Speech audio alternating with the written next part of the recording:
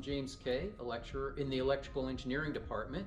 This is the Faraday Lab. Welcome. We're going to go through some of the instruments we use and some of the things we do in this space.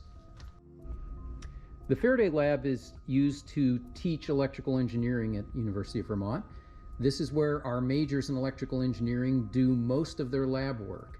We have a nice instrument cluster. These are professional instruments. We have signal generator on the top, followed by a very high precision voltmeter, a triple power supply, and one of our major workhorses, the oscilloscope, which lets us see how signals vary with time. So within this lab, students build prototypes because we know in theory and practice are the same, but in practice they're not. So one thing we like to do at UVM is give you a lot of practice working with circuits so that you get a real good intuitive feel for how they work and how to solve problems. The circuit you're looking at right now is one that we've built in our sensors class. All the students built as a project, a single plate sensor which can detect proximity as we move close to it. So this was a several week project within that class.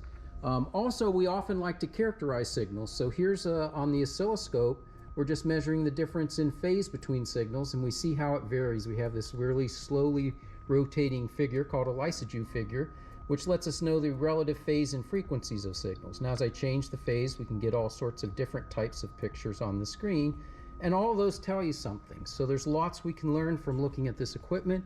And as I said, this equipment is the same equipment that you would be using if you were a professional.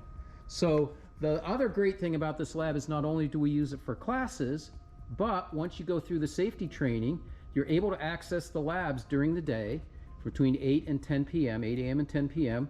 for projects you want to do. You get your project signed off, or if you're doing a project in another class, you have access to the lab space. So this becomes a real hangout space for students where you're able to build that sense of community and talk to your peers and work on projects together. So I hope you really enjoyed this brief tour of the Faraday Lab.